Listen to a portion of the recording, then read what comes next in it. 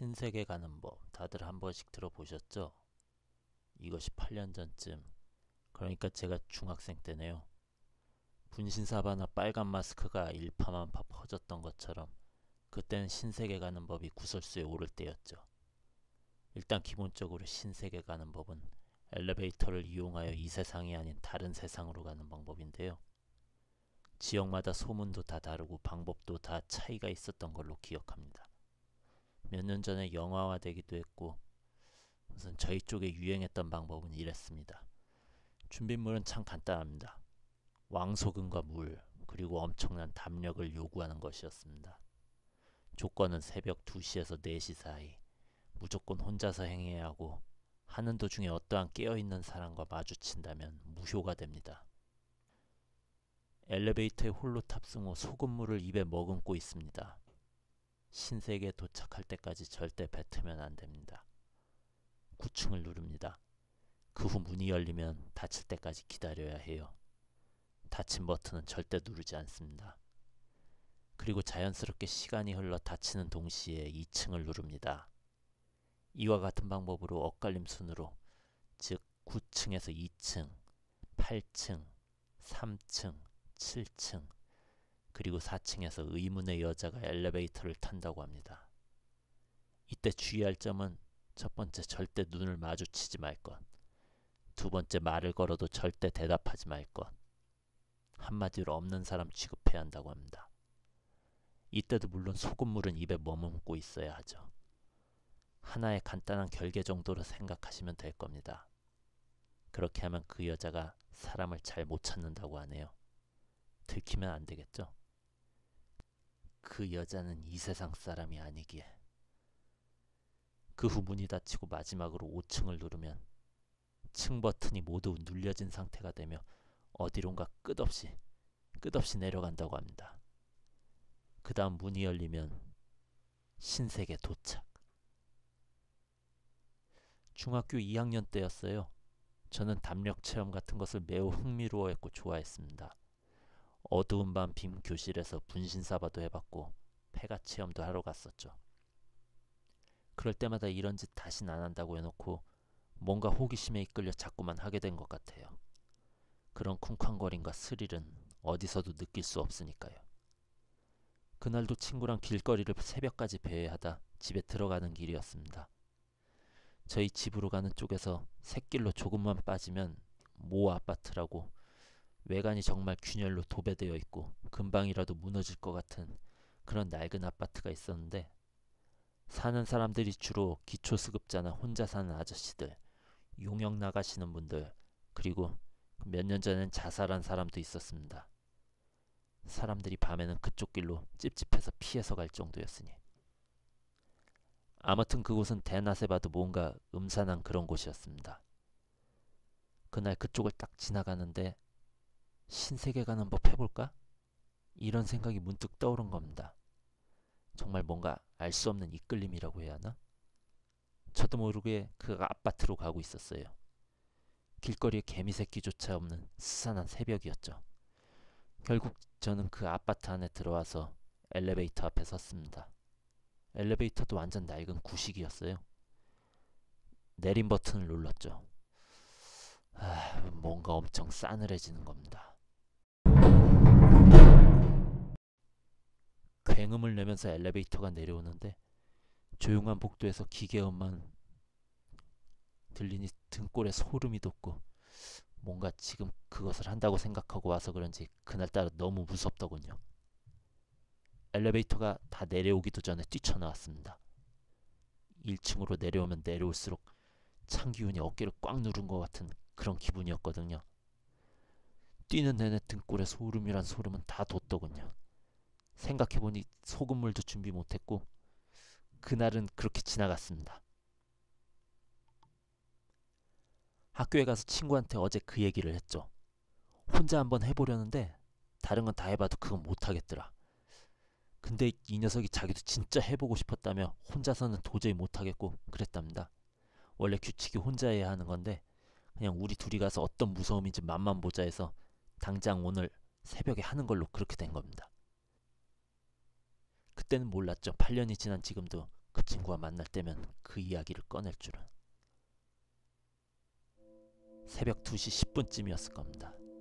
저와 제 친구는 미리 준비해놓은 생수병에 물과 왕소금을 섞은 물을 손에 쥐고 그 허름한 아파트로 찾아갔습니다. 이런 얘기 저런 얘기 떠들면서 가다가 그 아파트쯤 오자 서로 말이 없어지기 시작했죠. 직접 당력 체험 같은 걸 해보러 가신 분은 아실 겁니다. 그 긴장감이란. 아무튼 친구와 아무도 없는 휑한 아파트 복도의 엘리베이터 앞에 섰고 내림 버튼을 누르자마자 웅한 소리와 함께 내려오기 시작했습니다. 아직도 기억이 나네요. 7층부터 내려오는 그 찰나가.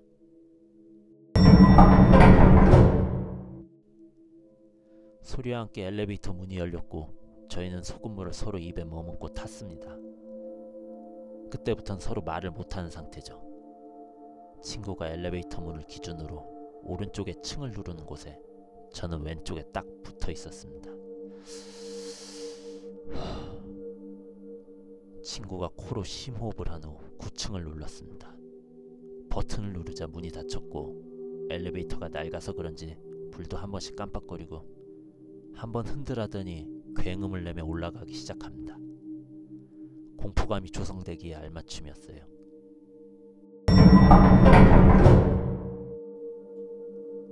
구층에 멈췄습니다. 끝이 보이지 않는 복도가 눈앞에 펼쳐집니다. 왜 끝이 안 보이냐고요? 가면 갈수록 어둠 때문에 아무것도 안 보이더라고요. 엘리베이터가 원래 이랬나요? 이게 문이 닫힐 생각을 안 하는 겁니다. 계속 보이지도 않는 복도를 가만히 바라보고 있어야 했는데 당장이라도 미친 여자가 소리를 지르며 뛰어올 것 같은 그런 느낌이었습니다. 정말 체감시간 1분 만에 다치기 시작합니다. 저는 정말 그만두고 싶었어요. 너무 무서워서 머리가 땡길 정도였으니까요. 근데 친구가 다치자마자 2층을 누르네요. 겁도 없네. 저도 코로 심호흡을 한번 합니다. 내려가는 건 또 왜 이렇게 빨리 가는지. 2층 9층과 같은 장면이었습니다. 어두컴컴한 복도와 또 씨름을 해야만 했어요. 이때부턴 정말 식은땀이 나더라고요. 친구를 슬쩍 보니 눈을 아예 감고 있는 겁니다. 이 자식이.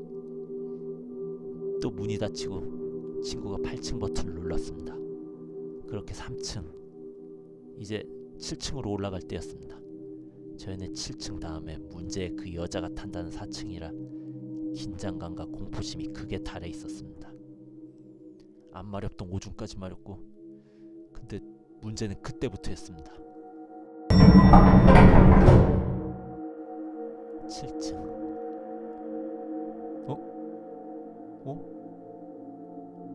문 앞에 웬 꼬마아이가 표정 없이 서 있는 겁니다. 이게 뜻밖의 층의 뜻밖의 인물이 보이니까 저나 친구나 할 것 없이 시선이 자연스럽게 그 꼬마에게로 가더라고요. 근데 그 꼬마의 얼굴이 뭔가 좀 이상했어요. 눈, 코, 입이 중앙에 너무 몰려 있어서 눈은 어떻게 뜨고 숨은 어떻게 쉬는지 모를 정도로 너무 비정상적이었습니다. 문이 열리자마자 빠른 걸음으로 들어오더군요. 근데 이놈이 이상한 것이 원래 평범한 아이 같다면, 아니 평범한 사람이라면 층수를 누르거나 만약 같은 층으로 간다면 엘리베이터 문 위에 있는 층 숫자를 본다거나 아무튼 뭐라도 해야 하지 않나요? 근데 쭉 들어오더니 그대로 문 정반대편의 벽만 바라보고 있더군요. 벽면에 착 달라붙어서는. 저희는 말은 뭐라 못하고 서로 눈을 굴리면서 쟤 뭐야? 라는 식으로 무언의 눈짓을 했습니다. 정말 소리 지를 뻔했습니다. 현기증이 돌더군요. 친구도 너무 무서웠는지 문 닫힌 버튼을 광클릭하더니 4층을 안 누르고 끝내려고 1층을 누르더군요. 다행이었습니다. 더 무서운 건 지금부터입니다. 지금도 팔뚝에 소름이 끼치네요. 친구가 1층을 누르는 순간 그 꼬마의 어깨가 위아래로 짧게 그리고 빨리 들썩거리면서 우는 건지 웃는 건지 이상한 소리를 내기 시작했습니다.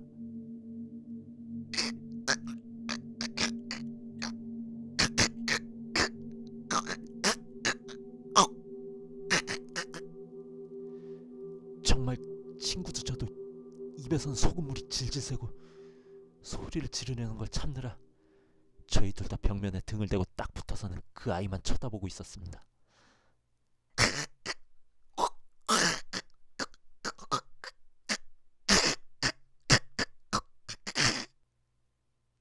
내려가면 내려갈수록 발작난 사람처럼 어깨를 위아래로 미친 듯이 흔들더군요. 아, 1층입니다. 1층. 문이 열리자마자 입에 소금물을 탁 뱉으면서 으악! 소리란 소리는 꽥 다 지르면 누가 먼저랄 것 없이 광속으로 달려나갔습니다. 이렇게 저의 얘기는 끝나는데요. 지금도 친구와 구설수로 오르는 얘기가 있습니다. 착각일 수도 있고 제 기억이 뭔가 잘못됐을지도 모르지만 저는 지금도 기억이 나요. 도망치면서 이쯤이면 됐나? 싶을 때 뒤를 돌아다 봤어요. 마침 엘리베이터 문이 닫히는 중이었고 그 남자의 머리가 점점 길어지고 있는 뒷모습을